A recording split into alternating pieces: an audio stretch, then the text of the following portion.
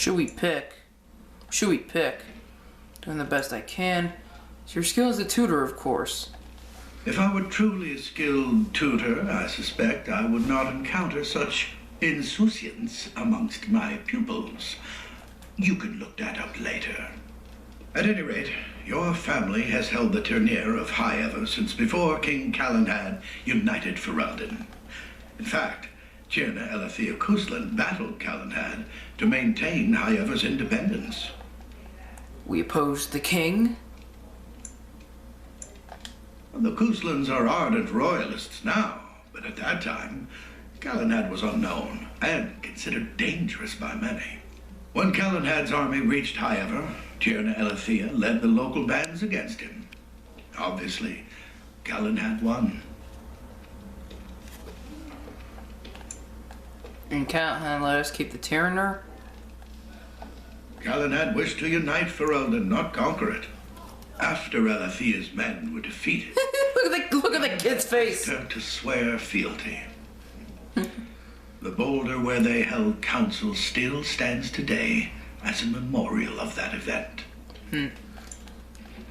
No relationship with Earl Howe. The history between the Couslands and the Howes reaches back to the Orlesian occupation. When you releases a High Ever.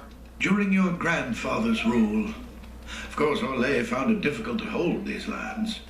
During the rebellion against Orlais, several battles were fought near High Ever. The port village of Harper's Ford was the Ternier's center. Its Jarl was Tarleton Howe. Though nearly 90, he was still as sharp and bitter as cheap ale. Your grandfather openly supported the rebellion, but Howe sided with Orlais. Your family was forced to seize Harper's Ford before it was all over. We fought the Howes. My father and Earl Howe are old friends. The Howes eventually joined the rebellion, when all of Ferelden united behind King Merrick and General Loghain. Just as now we united behind Merrick's son, King Cailan, to fight the Darkspawn. Time to end the Thank you for indulging an old man. Does that mean we have to listen to you now?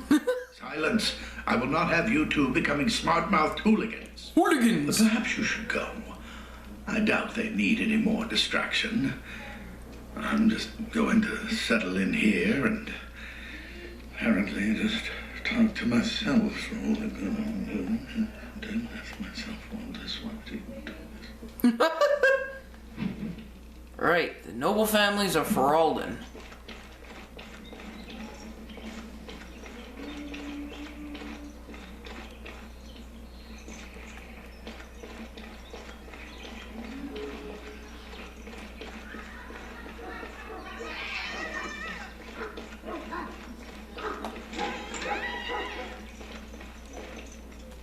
Get that bloody mutt out of the larder. But mistress, it won't let us near. If I can't get into that larder, I'll skin both of you useless elves, I swear it. Racist! Calm down, good woman.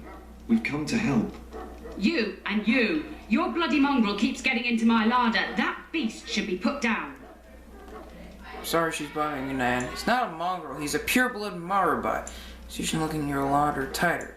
You should be put down. I'm sorry he's bothering you, Nan. Just get him gone. I've enough to worry about with a castle full of hungry soldiers.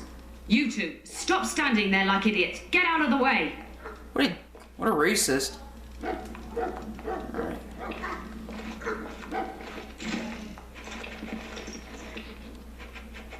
What the fuck?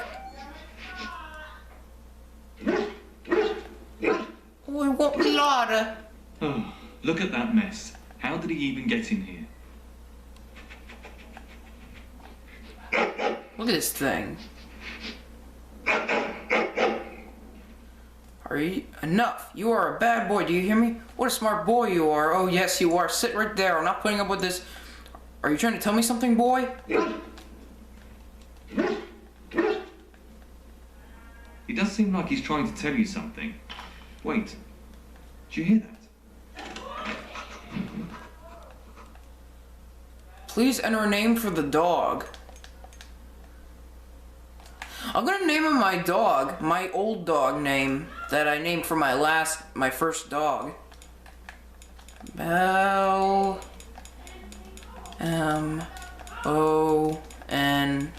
Belmont. Be careful!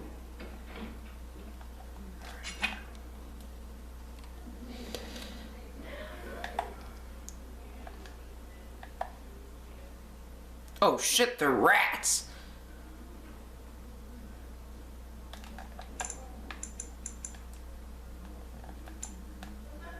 Talents. How do we do this?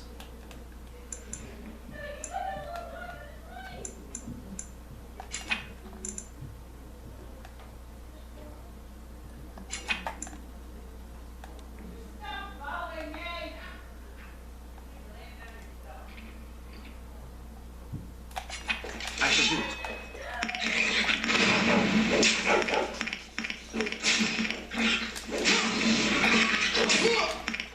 That one almost made it into my boots. As we go, shall be done. As you said, very well. I shall do it. As you said, shall be done. Very well. That's the maker! Damn, look at all that blood! Giant rats? It's like the start of every bad adventure tale my grandfather used to tell. Your hound must have chased them in through their holes. Looks like he wasn't raiding the larder after all. Certainly looks that way. Those were rats from the Kokari Wilds. Best not to tell Nan. She's upset enough as it is. But seeing as you've got your Mabari one in hand, I'll be on my way. I'm to prepare for the arrival of more of the Isle's men.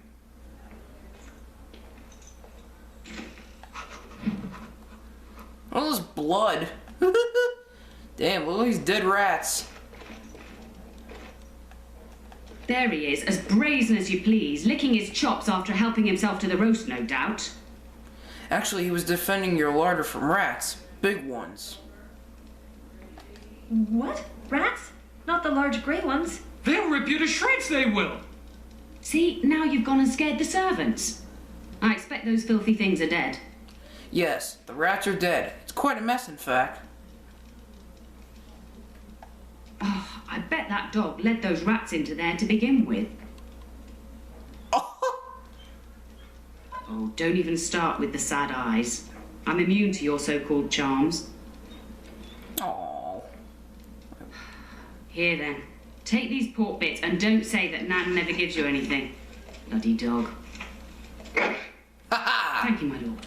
Now we can get to work. That's right, you two. Quit standing about. Thank you again for your help. Now, if you'll just hold on a moment. Yes? I'm in a hut. Do you want... I'm in a hut. Agni, get moving with those casts. And Kath, do you think you can serve that to the turn with dirt from the floor all over it? Miserable old bat. Oh, that am I. We've got to work double time on supper, sweep out the hearths, and no complaining. Busy day?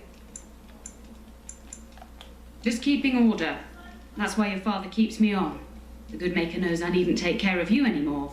Thank you for coming to your old nanny's rescue. That blasted hound is more trouble than he's worth. He is.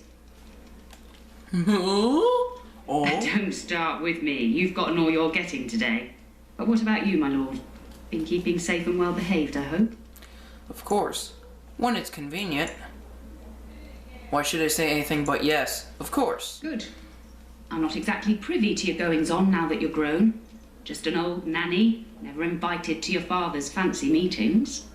Do you remember that bedtime tale I used to tell you, The Dog That Bit? I remember it.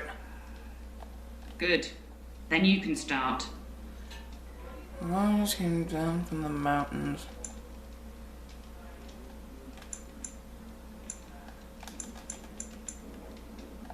A warhound was born to the elder bitch of a tribal chief. They named him Hahaku and gave him everything. He grew up a fine, strong pup, destined to be the partner of the chief's eldest son. The dog found the idea tedious, and I grew prideful. The young hound became arrogant, taking food from his kin and warning them, in the way of dogs, that the chief's family would punish them if they tried to attack him. Years passed, and the time for the chief's son to take a warhound came closer. Hahaku's pride swelled, and many of the people of the tribe came to the chief, quietly whispering of this dog's bullying. With each complaint, the chief saw only Hahaku's strength and pride, and sent his people away. But as his son grew, the chief watched more closely. The day might come when his boy's life would depend on this dog. If the humblest of his people would not trust Hahaku, how could he? So he made a weaker dog his son's partner. There are many kinds of weakness. You'd do well to remember that.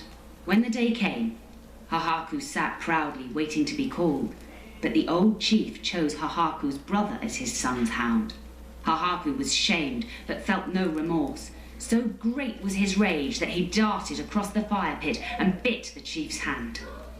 You should have waited until the chief was alone. A bold move. No, an impulsive and prideful one. The chief and his son struck at Hahaku, cursing him. The hound ran into the village, seeking shelter in the tents and kennels. The other dogs snapped at him, and the tribe's people threw stones at him. Before the chief could reach him, the tribe had torn Hahaku apart. Now, what should you carry from this tale? Don't abuse your power. How do you treat his least? The greatest.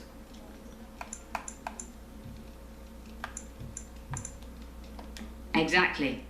Hahaku took advantage of a position he thought he was entitled to. But you're far too old now for an old woman to be reminding you to watch how you behave, Why did you tell me the story? It's a story worth repeating. That's all. Be off with you then. Tell your brother farewell before he rides off to war. Alright.